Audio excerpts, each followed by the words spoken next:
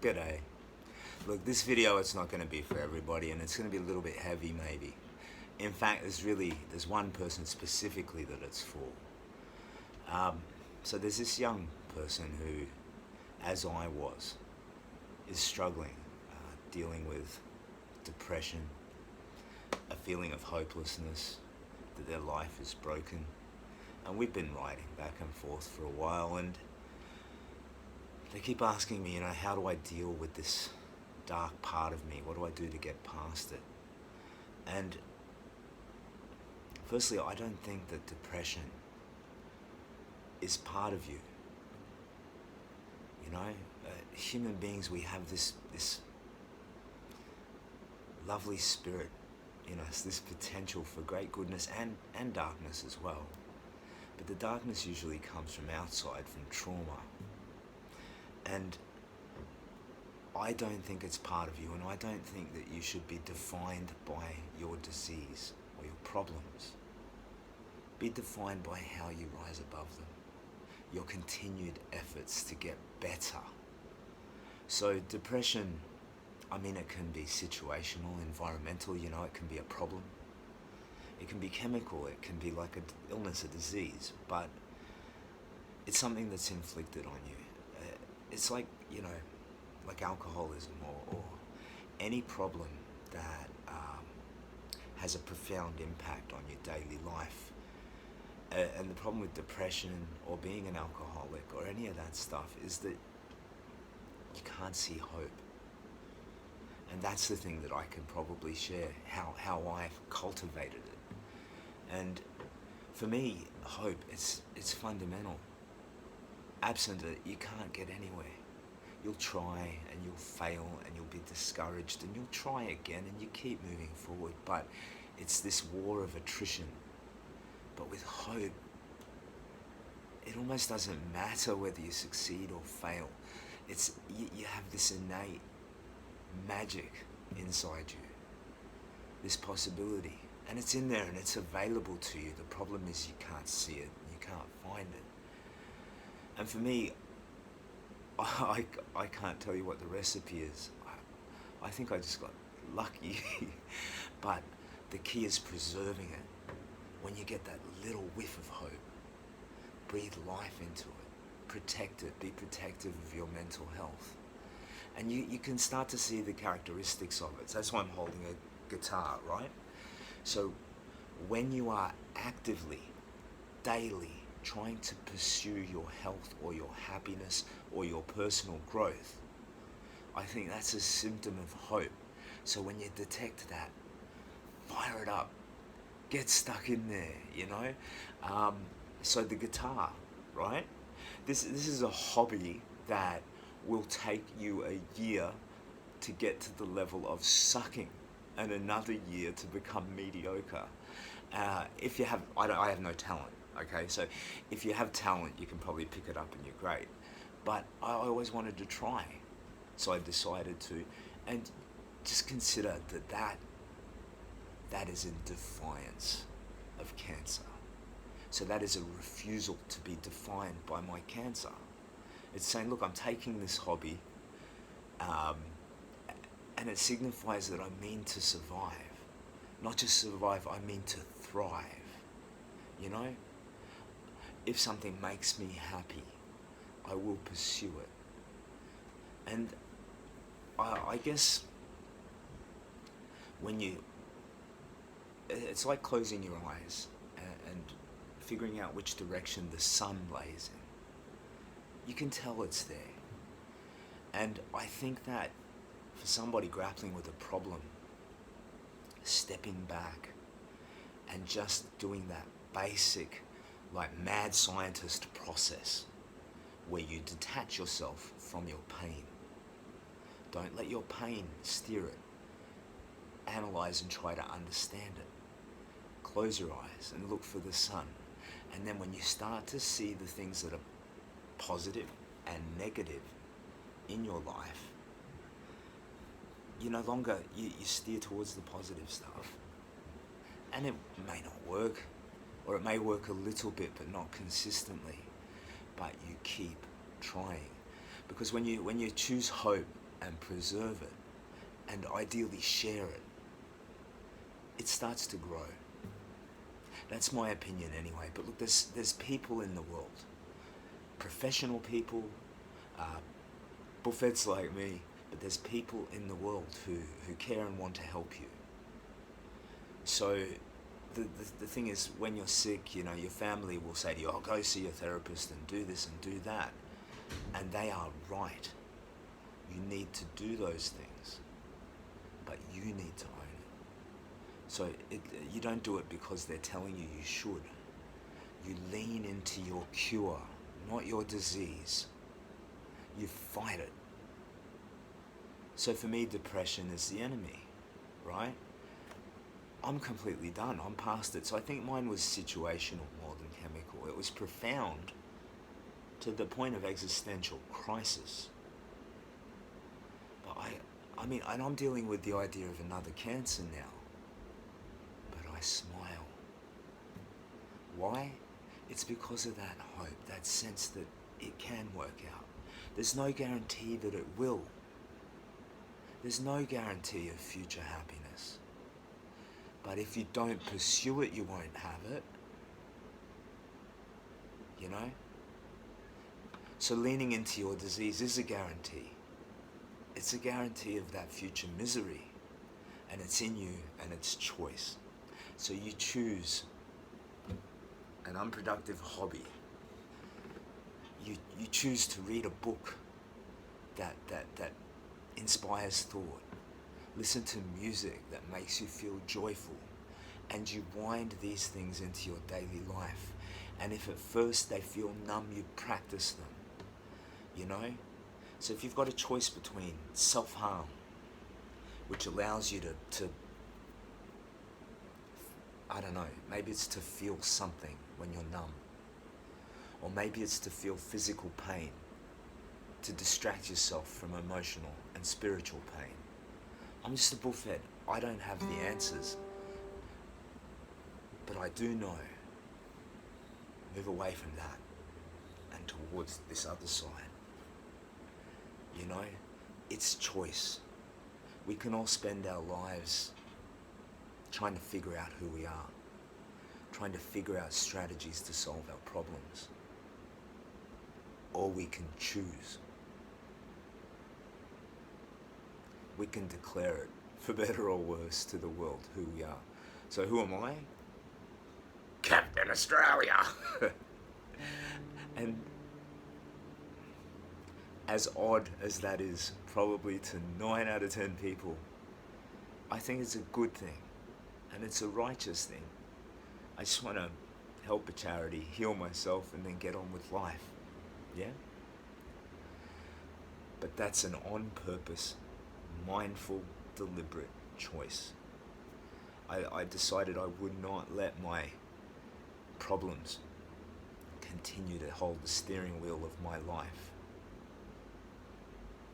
And that choice is available to you too. So yeah, look, the guitar, I'm terrible at it. Look, hang on. No, that's not right. Hang on. Boom, boom, boom, boom, boom, boom, boom, boom, boom.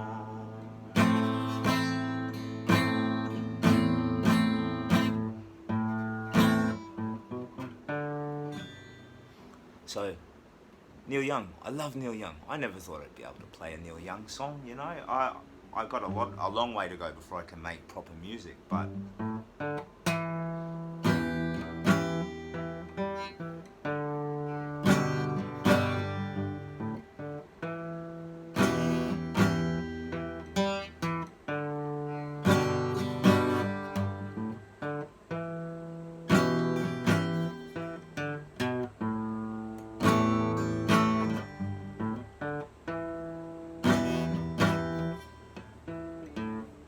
there you go. You see? So it's not natural yet for me, so I have to think about it. And as soon as I think about anything, I stuff it up. It's almost guaranteed. And you will stuff things up. But if you love yourself and you go easy on yourself, mistakes only remain mistakes when you continually repeat them. Otherwise, they're lessons, they're sources of learning. And learning is a source of nourishment. And nourishment helps you grow and get stronger and better. So I guess, for me, the absolute thing, and what I'm trying to show in a concrete way, is that a broken life can be fixed. December last year,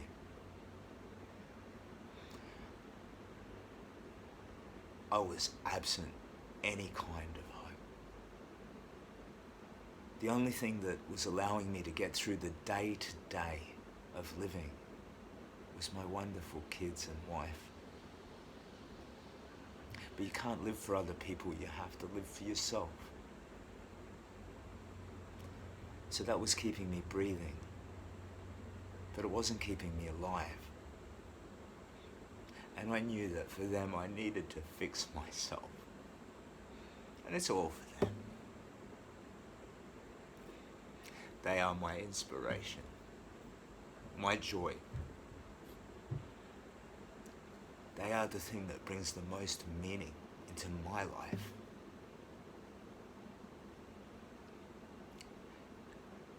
And you can find something like that as well. Whether it's beautiful art, making music, whatever it is. But in December, I was broken. I can't overstate how much. Every sense of the word. So COVID had killed my travel insurance company. I was financially and in the measures of a normal day-to-day life broken. Career path and all of the things that we wrap our lives around. Money and all of that, broken. I was broke. But in my heart, hope was shattered by cancer. So you go through the day-to-day of living and you feel joy. You take joy in your children. But underneath it is this sense of, how much longer am I going to be here? There's this ragged kind of grief and panic and worry. Cancer inflicted that on me. Maybe it's your depression that inflicts it on you. And I made a mistake. I gave 4 years of my life to that. Okay? No. So, hope. I had zero. So cancer had so my health was broken. All the side effects. My business, my financial security, that was broken. My sense of place in the world. And my spirit, broken. And this was just like 11 months ago. Because I detected that little presence of hope. I thought, I can't do this. For them, I have to fix myself. I can't half-ass it anymore too. So like Deadpool says, maximum effort. And I tried to figure out what that looked like. And it's not the specific recipe. It's not the things that you try that matter. It's the trying that matters. So I said, I will throw myself into this. And I started to get better right away. I remembered the walk I took as a child. I thought I could do that again. And I started to get better right away because I was actively pursuing my cure. I was leaning into my health, not my disease. I guess, I don't know. I don't feel that this is something for everybody, but there's somebody who might be right where I was. And mate, if you are. And to concretely show you that, as soon as I started, every failure became a lesson, and every lesson helped me try different things. So the first night, when I decided to fix myself, I went out and I took a walk, put some music in my ears, distract myself from the discomfort. I weighed 140 kilos. You can barely walk to the bus stop. So I walked 3 kilometers and I was in pain. My ankles, my knees, my calves. I felt like a champion though. Get home, and I thought, okay, all right, I'm doing it. The next day I got a little bit further. I did 5 kilometers. And I thought, okay, all right, this is horrible. This is terrible. But something triggered there.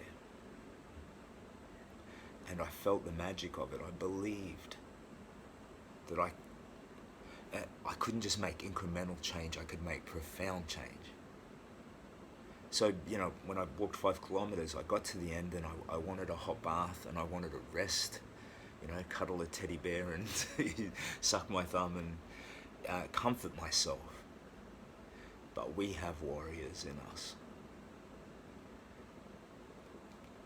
I've seen people who you would not expect show such dignity and strength. The lovely little old lady who works at the bakery down the street. It's in all of us. And I did that 5K, and I got to the end, and that came out. No bath, mate. No book. Do it again. And I did. And I wrecked myself, but I did. So I turned around, the 5 became 10, and that became the new normal. And every day I walked, 10 became 20. And I've been able to walk continuously for like 23 hours. Little break in the middle. 23 hours. I'm sure it came in at more than 100k. I got down to like Narang, and then I thought I'll turn around and walk back.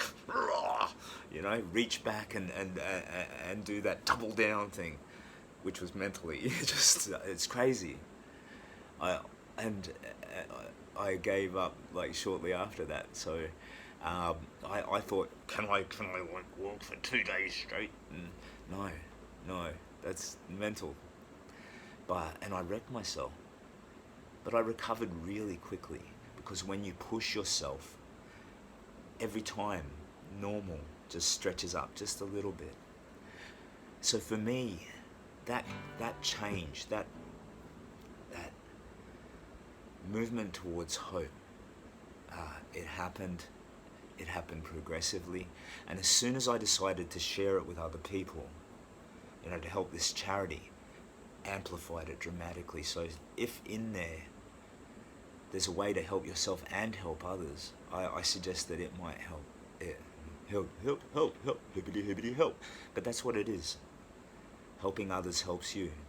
Kindness is the antidote to suffering. So for me, and the thing that I want to give you, mate, is concretely a practical, functional example of just some old fool who made the attempt and turned it around. Depression, I can't imagine a scenario where it even plays a part in my life. And yet, 10 months ago, I was destroyed by it. Okay? Now, if there's, and that's a situational depression, so if there's a chemical, you can get medicine. But if you lean into it, whatever it is, therapy, medicine, whatever, you own it, and you're being defined by your cure, not your disease.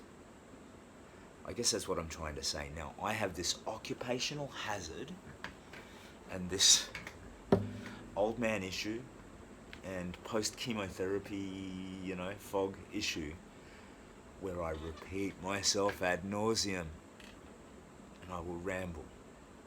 So I'll leave it there. I hope there's something that you can take away. Because I think this stuff that I'm doing, this Captain Australia's Big Walk, I think there's value in it. I think it can be a joyful thing. It can put just a little bit of light out there. And I guarantee you, anything that I could do, you can either do or do better.